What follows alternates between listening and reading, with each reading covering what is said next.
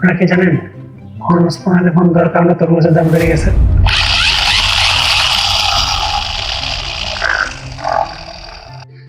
আসসালামু আলাইকুম, আশা করি সবাই ভালো আছেন। আমি এই যে ভিডিওগুলো বানাই তো বেশিরভাগই কোনো স্ক্রিপ্ট থাকে না। আমি একটা অনেক কিছু চিন্তা করে আসি। আসার পরে একটা কিছু বলি, অনেক কিছু ভুলে যাই, অনেক কিছু আটকে যায়। বলতে বলতে মানে এই যে খেয়ে হারাই ফেলাই, এভাবে চলতেছে। তো ভিডিও বানাচ্ছি, মোটামুটি হচ্ছে না কিছুই, তারপরেও বানাই যাচ্ছি এবং বানাই যাব। কারণ আমি কথা বলবো হলো ওই যে যেটা বলছি, আমি বই নিয়েই কথা বলবো। তো আমার স্ক্রিপ্ট দেখে আস্তে আস্তে লিখে লিখে স্ক্রিপ্ট নিয়ে কথা বলবো। তো আমি আজকে আবার বইয়ের গল্প নিয়ে আসছি। এবার অবশ্য আমার আমার বইয়ের গল্প নিয়ে আসছি। তো বই আমার রিলিজ হয়েছিল, তো সবাই জানেন, বইমেলার শেষের দিকে। তো তখন বইমেলার শেষের দিকে রিলিজ হওয়ার কারণে দেখা যাচ্ছে লোক সমাগম খুব কমই। আমার কাছের লোক শুভাকাঙ্ক্ষী আরো রোজার মধ্যে রিলিজ হওয়ার কারণে দেখা যাচ্ছে লোকজন কমই আসছে। তো যারা যখন আসছে সবার সাথে মোটামুটি বেশ গল্প আড্ডা হয়েছে। তার মধ্যে একটা ছোট্ট একটা ব্যাপার একটু শেয়ার করে। আমার একটা বড় ভাই এসেছিলেন, আর ভাবি ভাবি বলা যায়, কারণ দুজনই আমার সিনিয়র, দুজনই। তো বিপুল ভাই আর সোনিয়া আপু আসছিল বই কিনতে আমার। এবং তারা ঘুরতে ঘুরতে আমি আমার স্টোরের সামনে দাঁড়িয়ে দেখি যে ভাইরা অন্যদের জন্য ঘুরতেছে। তো আমি বললাম যে এই যে ভাই, আমি এদিকে। যাক, তো ভাইয়ের সাথে অনেক ডিসকাশন হলো বই নিয়ে, বই প্রকাশন নিয়ে, পাবলিকেশন, হাবিজাবি অনেক কিছু নিয়ে। তো ভাইয়া বিদেশেও ছিলেন অনেকদিন। ভাই যেটা আমাকে বললো যে দেখ আফতাব, আমাদের দেশে বই নিয়ে খুব একটা ভাবে কাজ হয় না, মানুষজন কাজ করে না, খুব কম, খুবই কম। ইন্ডাস্ট্রিটা খুবই কম মানুষ এটা নিয়ে একটু মাথা ব্যথা করে, মাথায় করে। বাট যদি বাইরের দেশে হতো, নতুন বই বা যে কোনো বই বের হওয়ার পরে তার মার্কেটিংয়ের জন্য, তার প্রমোশনের জন্য দেখা যাচ্ছে বিভিন্ন প্রতিষ্ঠান থাকে, বিভিন্ন কোম্পানি উইলিংলি এসে এগুলো করে। হ্যাঁ, অবশ্যই টাকার বিনিময়ে করে, বাট ওই প্রচারণার ব্যাপারগুলো অনেক থাকে, যেটা হয়তো আমাদের দেশে এভাবে নেই। তো তার প্রেক্ষিতে আমি বললাম যে ভাইয়া, কিন্তু আমি আমার বই অনেক প্রচার করবো। এটা এমন না যে সেল করার জন্য বা সেল বাড়ানোর জন্য, এটা থাকবে হলো আমার লেখাগুলো মানুষের কাছে পৌঁছে দেওয়ার জন্য। আমি যাই লিখি না কেন, মানে যাই লিখি না কেন বলতে অবশ্যই আমি ভালো কিছু দেওয়ার চেষ্টা করবো। বাট তারপরে হয় না যে অনেকে একটা বই লিখে চুপ হয়ে যায়, বা দুইটা বই বের হওয়ার পর তখন খোঁজ থাকে না, এবং অনেক লেখকই আসে ঝরে যায়। কিন্তু আই গট এ পারপাস। আমি সত্যি কথা বলতে যে সোশ্যাল মিডিয়ায় আছি বা থাকি, আমার কোনোই পারপাস ছিল না। উল্টাপাল্টা শেয়ার করতাম, মানে যা তা লিখতাম, করতাম।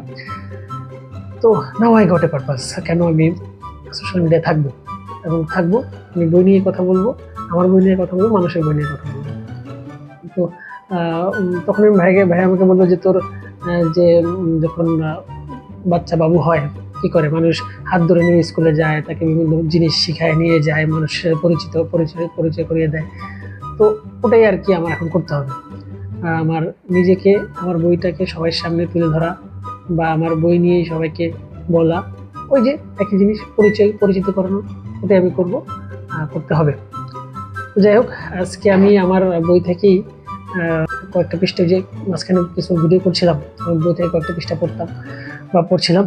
তো আমার আলহামদুলিল্লাহ যেটা আমি জানতে পেরেছি, অনেক বই যাচ্ছে, মানে মেলার পর অনলাইনে অনেক বই যাচ্ছে, অনেকে কিনছে। আমার কাছের লোকজন কে কি নিচ্ছে আমি জানি না, বাট মাঝে মধ্যে কিছু ভিডিও পাই বিভিন্ন বুক শপের, যেখানে দেখা যায় মোটামুটি বই যাচ্ছে আমার, আলহামদুলিল্লাহ। তো যাই হোক, আমি আমার বইটা বেসিক্যালি যেটা বলেছিলাম, একটা থ্রিলার মিথোলজিক্যাল উপন্যাস, তো মোটাসোটা বই। তো আমি চেষ্টা করেছি একটা নতুন থ্রিলারকে এখানে বা পরিচয় করে দেওয়ার। নতুন বলবো না, এটা হয়তো অনেকেই জানে, অনেকেই জেনে, বাট এটা নিয়ে লেখা বা এটা নিয়ে ডিসকাশন আমি একটু কমই দেখেছি। তো যার কারণে আমার ইচ্ছা হলো এটা নিয়ে একটু কথাবার্তা বলা। তো এটা ইনিশিয়ালি কিছু ডিসকাশন বলেন, কিছু আলোচনা আমি এখানে তুলে ধরছি বইটার মধ্যে।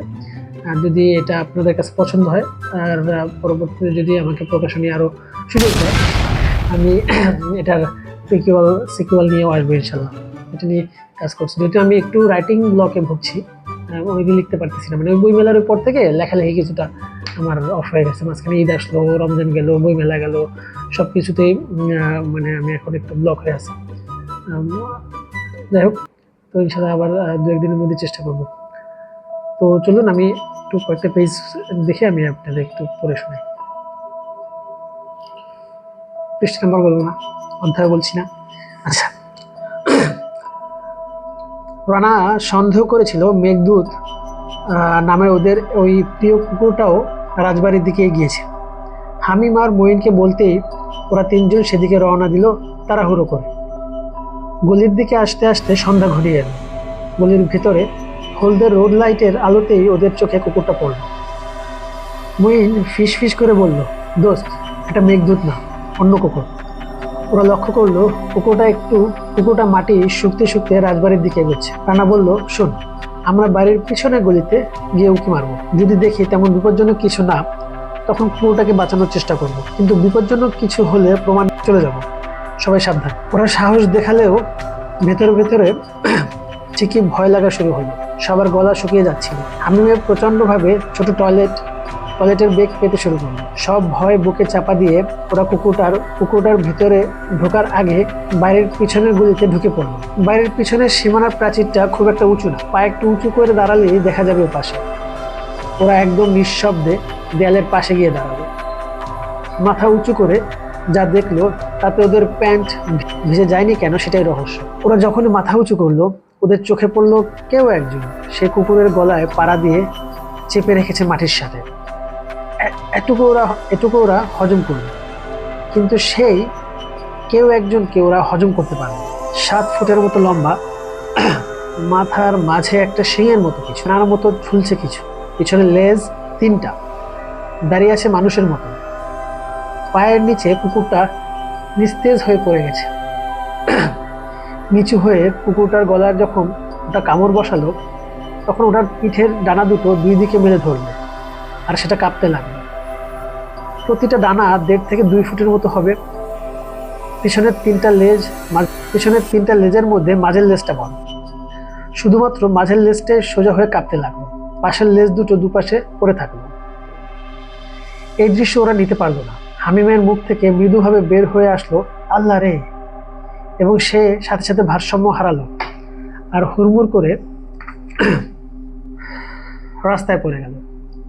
তখন ওরা একটা গড়গড় সাথে কিছু চিচি শব্দ শুনতে পেল। মনে হলো বাদুর আর বাঘ একসাথে শব্দ করছে। হামিম পড়ে যেতেই ওরা দুজন লাফ দিয়ে নেমে হামিমকে উঠিয়ে দৌড় দিল রাস্তার দিকে। ওরা বুঝতে পারলো পিছন থেকে কিছু একটা ওদের ধাওয়া করেছে, কিন্তু সেটা মাটিতে না উড়ে আসছে। ডানা ঝাপটানোর মৃদু শব্দ পাচ্ছিল ওরা। মঈন সবার পেছনেই ছিল। সে পিছনে তাকিয়ে দেখলো সেই জিনিসটা প্রায় রাস্তা ঘেঁষে ওদের পিছনে পিছনে আসছে। বেশি উঁচুতে উঠছে না সে। ডানা দুটো 3 ফুট করে লম্বা হবে। গলি থেকে বের হতেই ওরা একটা গাড়ির নিচে পড়তে পড়তে বেঁচে গেল। হামিম আর রানা গাড়ির সামনে থেকে লাফ দিয়ে রাস্তার ওপাশে পড়ল, আর মঈন কিছুটা ধাক্কা খেয়ে রাস্তায় চিৎ হয়ে পড়ল। গাড়িটা ঠিক গলির মুখ আটকে ব্রেক কষল, আর গাড়ির গায়ে ডান পাশে ধ্রিম শব্দ করে কিছু একটা ধাক্কা লাগলো। গাড়ির ব্রেক কষার কর্কশ শব্দ, ছেলেগুলো মাটিতে লুটোপুটি খাওয়ার শব্দ আর উড়ে এসে ধাক্কা লাগার শব্দ সব একবারে বন্ধ হয়ে কেমন একটা শুনশান হয়ে গেল কিছুক্ষণের জন্য। একটা ভীতিকর পা কাঁপানো নীরবতা। মাটিতে তখন মঈন পড়ে আছে। হামিম আর রানা গা ঝাড়তে ঝাড়তে উঠে দাঁড়ালো। হামিম গাড়ির দিকে তাকাতেই দেখলো সেই জিনিসটা সোজা হয়ে দাঁড়ানো, গাড়ির দিকে তাকিয়ে আছে। গাড়ির ভিতরের মানুষগুলো কি করছে বা কোন দিকে তাকিয়ে আছে বাইরে থেকে বোঝার কোনো উপায় নেই। সময় থমকে আছে। পরের সিকোয়েন্সটা সুন্দর আছে, যারা পড়ছেন তারা পাবেন ইনশাআল্লাহ। যাই হোক, আবার সবাইকে ধন্যবাদ যারা বইটা কিনছেন, পড়ছেন। আমি ওদের অপেক্ষায় আছি, কারণ ওই যে বলেছিলাম একবার, বই কতটা সেল হচ্ছে তার থেকে বেশি দরকার, মানে বেশি জানা দরকার বই নিয়ে কেউ কথা বলছে কিনা, বই নিয়ে কথা হচ্ছে কিনা। Thank you. আমার জন্য দোয়া করবেন আর বেশি বেশি করবেন, কারণ পড়তে হবে, পড়লেই মনটা হালকা হবে। Thank you. আসসালাম।